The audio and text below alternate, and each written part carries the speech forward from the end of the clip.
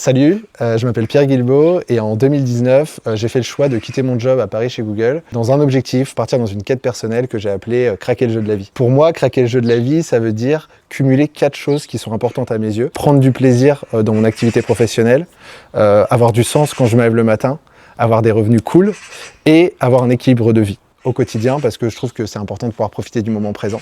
Et du coup, je me suis rendu compte avec les années que c'est beaucoup plus facile à dire qu'à faire. Et en fait, en l'espace de 5-6 ans, j'ai eu énormément de changements dans ma vie. C'est-à-dire que je suis passé de je suis salarié à j'ai une activité d'indépendant qui tourne avec plus de 250 000 € de chiffre d'affaires. J'accompagne que des entreprises à impact positif, c'est important à mes yeux. J'ai une activité qui me passionne et puis je fais tout ça depuis Biarritz, c'est un cadre exceptionnel pour surfer et profiter de la nature au quotidien. Et du coup, dans ce premier épisode, j'ai envie de vous partager les grandes étapes, les moments qui ont eu des tournants décisifs où j'ai fait des choix forts et qui m'ont permis d'avancer petit à petit dans ma quête. Et du coup, voilà, c'est ce que je vous propose tout simplement dans cette vidéo. Du coup, si je remonte le fil, tout a commencé en 2019. J'ai l'opportunité trop cool d'aller bosser chez Google à Paris.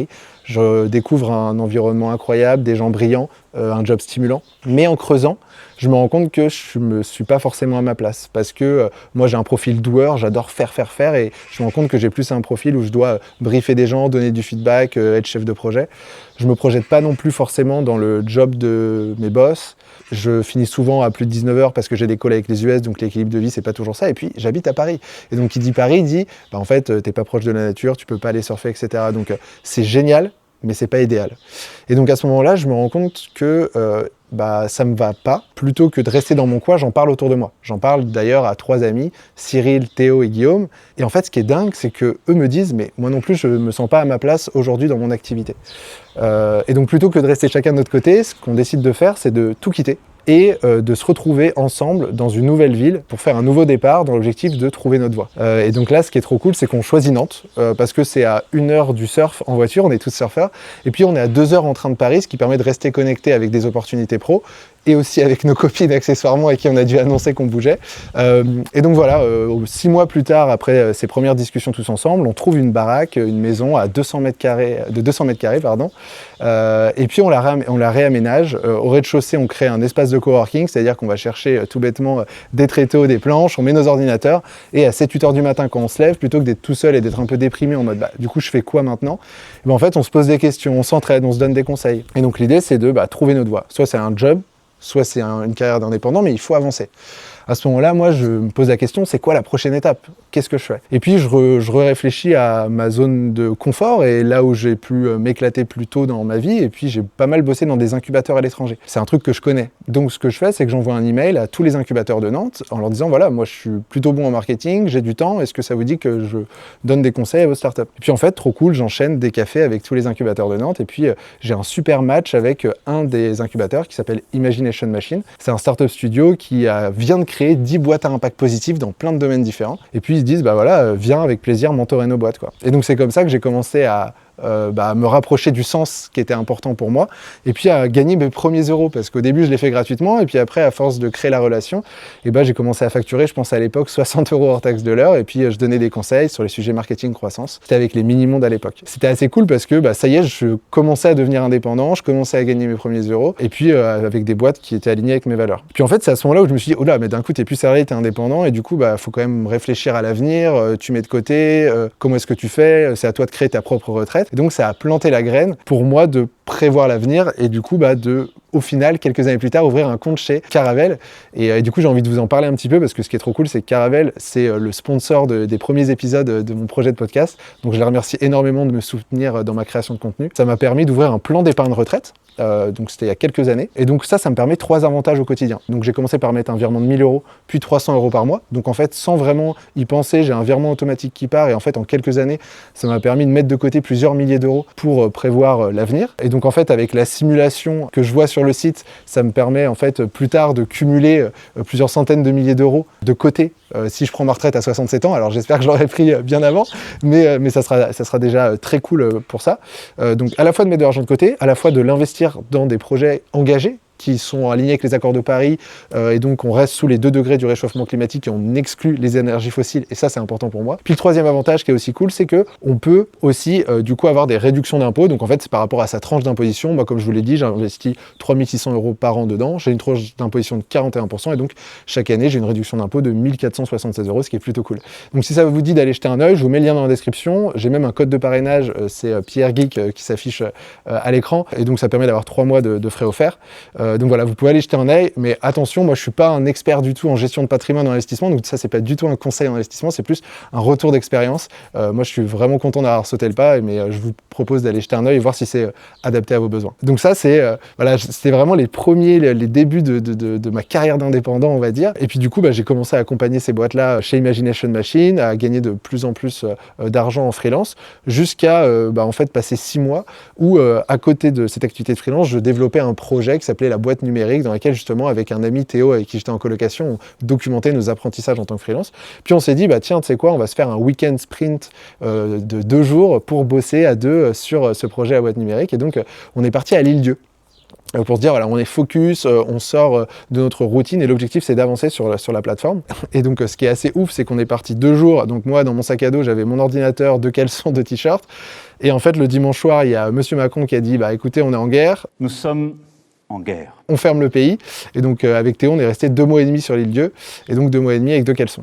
Et donc c'était assez ouf parce que tout s'est arrêté. Et en fait, l'activité a complètement réduit, etc. J'ai quand même réussi à continuer à faire quelques missions en visioconférence. Je pense que ça a mis un bon coup de pied à l'étrier, comme beaucoup d'entre vous, sur le côté on peut bosser un peu en remote et tout. Mais surtout, c'était un moment fort pour moi parce que c'est le moment où j'ai eu énormément de réflexion sur ce que je veux faire. Parce qu'en fait, en l'espace de quelques mois, je suis passé de 0 € à 3 000, 4 000 € de chiffre d'affaires mensuel en accompagnant des boîtes à impact. Et donc, je me suis dit, en fait, c'est génial. Là, j'arrive à peu près à très bien vivre, à faire ce que je veux, à être aligné au quotidien. Et puis, en fait, il y a une expérience pendant cette période à l'Île-Dieu qui m'a vraiment marqué. Avec Théo, pendant un moment de faiblesse, on s'est remis à jouer à Dofus, qui est un jeu auquel on pouvait jouer pendant notre enfance. Donc, c'est un jeu où on a un personnage niveau 0, on peut monter niveau 200, il faut taper des monstres. Voilà, c'est un jeu en ligne, massivement multijoueur, etc. Et puis, on y joue. On est content, on prend du plaisir, on monte niveau 50, 60, puis d'un coup, il y a un ami qui nous dit « Ah, mais attendez, je vais vous rejoindre, etc. » Un ami qui était bien plus avancé que nous dans le jeu, et qui nous dit « Attendez, je vais vous aider à avancer plus vite. » Et donc là, il nous donne des millions de kamas, donc c'est la monnaie du jeu. Et puis, en l'espace de 1 minute, on passe du niveau 60 au niveau 90, avec des meilleurs équipements et tout, et en fait, il nous fait faire un bond en avant. Et là, avec Théo, on se regarde, on prend du recul, et on se dit « Mais en fait, on n'a plus envie de jouer.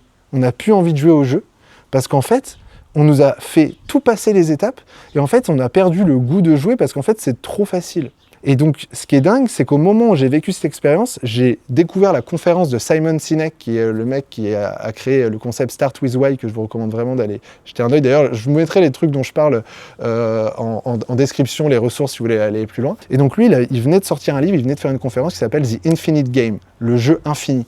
Et donc en fait, ce qu'il explique et ce qui m'a pété la gueule pendant ce moment-là, c'est qu'il dit en fait, ce qui est important, c'est d'avoir de jouer un jeu qui est infini, c'est-à-dire de ne pas essayer d'avoir un objectif. Tu vois, par exemple, je veux être niveau 80 absolument, je veux faire 10 000 € de chiffre d'affaires absolument. Et juste ça, parce que si on fait ça, on arrive, on kiffe pendant 1 jour, 2 jours, mais en fait, c'est éphémère. Et après, en fait, on se dit, mais en fait, qu'est-ce que je fais? C'est quoi mon quotidien, etc. Donc en fait, ça m'a permis de comprendre à quel point il fallait pas que je me focus sur l'objectif à atteindre, mais plutôt sur le quotidien. Et ça a changé énormément de choses pour moi dans ma définition de mes journées, etc. Et du coup, en parallèle de ça, moi, je suis avec Théo à l'Île-Dieu, ma copine est à Bruxelles, on est éloigné avec le Covid, on s'appelle et on se rend compte que, en fait, ça serait trop cool plus tard de pouvoir quitter Paris et d'aller vivre dans une ville près de l'océan, et on se parle même de Biarritz. Et puis quand le Covid réouvre, on se rend compte qu'on a l'opportunité de rester en remote, et donc c'est à ce moment-là qu'on a bougé à Biarritz, puisqu'en fait dans les autres réalisations qu'on a eues à ce moment-là, qui étaient fortes pendant cette période, je pense, de vide, en final, pendant cette période de confinement, c'est qu'en fait Nantes c'était une bonne idée pour tester, mais c'était un entre-deux en fait. Comme je vous l'ai dit, l'idée c'était de dire on a 1 heure du surf, on est à 2 heures de Paris. Mais au final, on passait notre temps à aller à Paris pour bosser, revenir à Nantes, mettre les planches de surf dans la voiture, aller sur la côte pour surfer, revenir à Nantes, poser les planches de surf, aller à Paris, etc. Et du coup, en fait, c'était un entre-deux, une zone de transit. Et on s'est rendu compte que c'était pas l'idéal, il fallait mieux trouver un lieu de vie dans lequel on était bien à tout le temps. Et puis en fait, après, au final, s'il y avait besoin de bouger, on bouge, mais le quotidien, encore une fois, c'est ça le plus important. Et donc en fait, on s'est dit, bon bah, allons tester Biarritz. Et donc c'est à ce moment-là qu'on a pu atterrir à Biarritz, et que donc moi, j'ai pu continuer à développer mon activité là-bas, à accompagner les boîtes d'Imagination Machine en visioconférence. Et donc ça a continué à se développer, à accompagner les Mini-Mondes, donc qui font du coup des jouets en plastique recyclé made in France, Bim Energy qui font des kits solaires, Smala qui permettent d'acheter des fringues de seconde main, etc. Et puis cette activité-là, je ne l'ai pas fait seul. En fait, j'ai proposé à une amie d'école de me rejoindre en freelance pour les accompagner. Donc moi, j'avais des compétences en copywriting, en stratégie de croissance. Et elle était très forte sur les sujets meta-ads. Et donc en fait, ensemble, on a collaboré pour accompagner ces boîtes.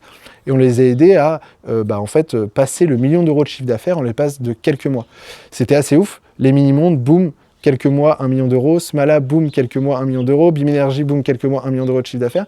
Les boîtes derrière, elles ont levé des fonds et en fait, elles ont eu une très belle notoriété dans tout l'écosystème, ce qui fait que nous, quand on a partagé publiquement ces résultats, avec Mégane, je pense qu'en l'espace d'une semaine, on a dû recevoir 50 demandes de boîtes à impact qui nous ont dit « Est-ce que, s'il vous plaît, vous pouvez nous aider, nous accompagner à atteindre les mêmes résultats ?» Et à ce moment-là, on s'est posé encore une question. On s'est dit « Qu'est-ce qu'on fait? Est-ce qu'on devient une agence? Est-ce qu'on recrute des personnes? Est-ce que c'est ça la suite de notre vie professionnelle, de notre activité? Est-ce que c'est là-dedans qu'on va prendre du plaisir ?» Et puis on s'est dit qu'en fait, on n'avait pas forcément envie de faire grandir des gens à ce moment-là de nos vies. On n'avait pas envie de manager et de transmettre à des personnes qui allaient faire à notre place. Parce qu'en fait, on est des doueurs, on aime bien mettre les mains dans le cambouis. Et donc plutôt que de faire ça, on s'est enfermé avec Mégane pendant 3 mois.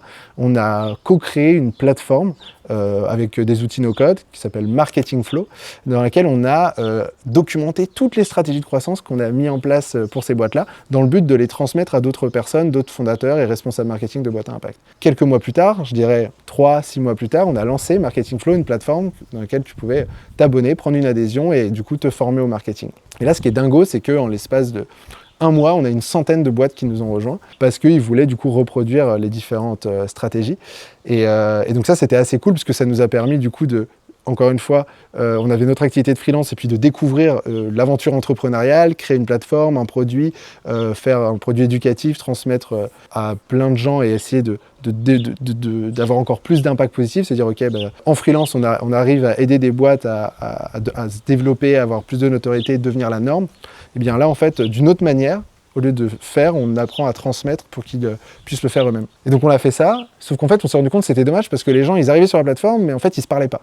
Parce qu'en fait ils se formaient et puis c'est tout ce qui se passait. Et donc là on s'est dit ok, c'est important de rencontrer chaque membre, nous, et puis de s'assurer que en fait les gens puissent collaborer entre eux parce qu'il y a sûrement des ponts à faire entre chaque start-up et puis s'assurer que les gens puissent se transmettre aussi entre eux leurs compétences. Et puis c'est là on est passé d'une plateforme descendante où les gens se forment à se dire comment est-ce qu'on crée une communauté, comment est-ce qu'on fait pour créer un modèle horizontal où chaque personne peut prendre la parole, faire un live, partager une stratégie qu'il vient de tester dans sa boîte aux autres, etc. Et donc ça a pris, je pense, 1 an et demi, 2 ans de travail où avec Mégane, on organisait des lives, on est monté dans un train, on a fait 2 tours de France pour organiser des apéros, que les gens se rencontrent, etc.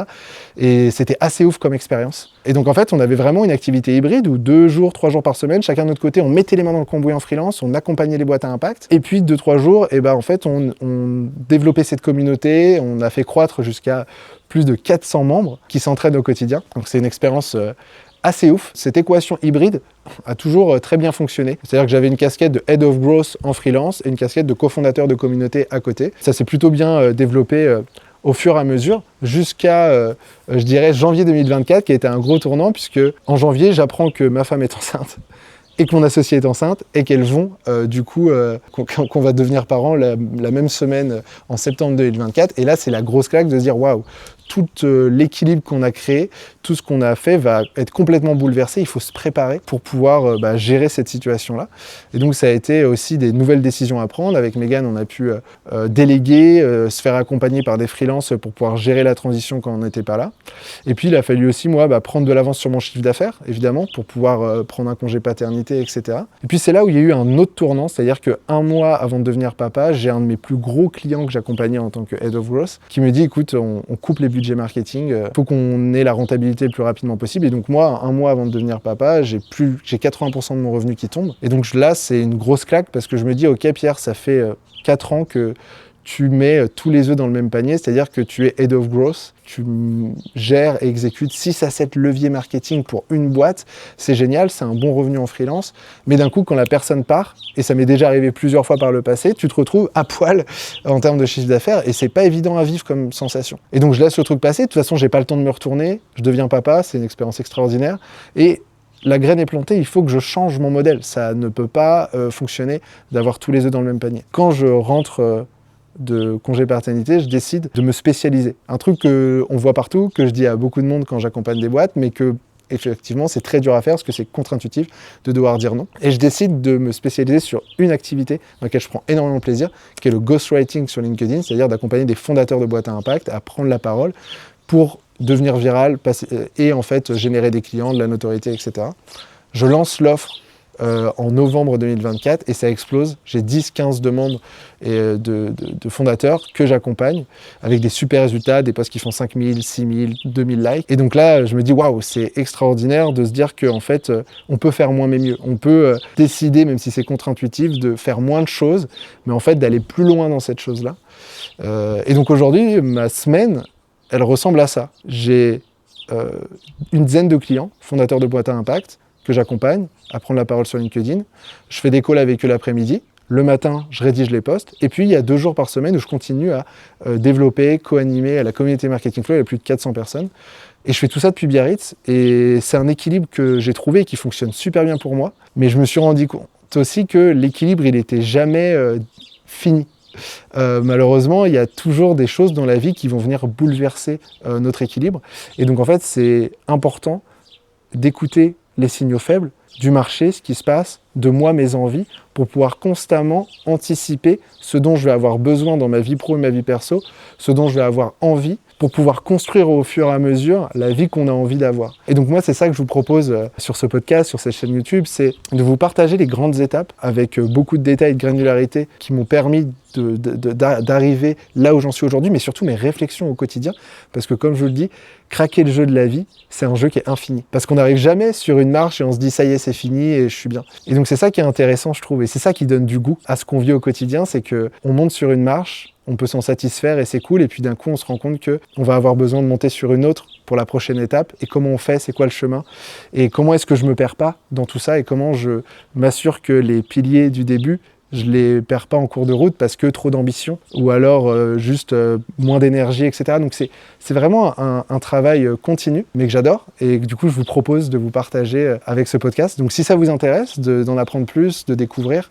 ce que je vous propose, c'est simplement de vous abonner, de me mettre d'ailleurs en commentaire ce que vous en avez pensé, est-ce qu'il y a des choses que vous voulez que j'aborde en particulier, avec grand plaisir pour co-construire tout ça à vos côtés. Mais voilà, moi l'idée c'est simplement d'appuyer sur ce petit bouton on une fois de temps en temps, de m'asseoir et de vous partager mes réflexions, mes expériences, mes pensées. Parce que moi, ça me fait beaucoup de bien, parce que je pense que l'introspection, c'est ce qui permet aussi d'écouter ces signaux faibles et de s'assurer qu'on soit toujours au bon endroit. Et puis si ça peut vous aider, moi je me sens utile et du coup, c'est un énorme plaisir. Et ça donne du sens aussi dans ces fameux 4 piliers pour craquer le jeu de la vie. Je vous laisse là-dessus et tout ce que je peux vous dire, c'est prenez soin de vous parce que c'est ce qui est le plus important.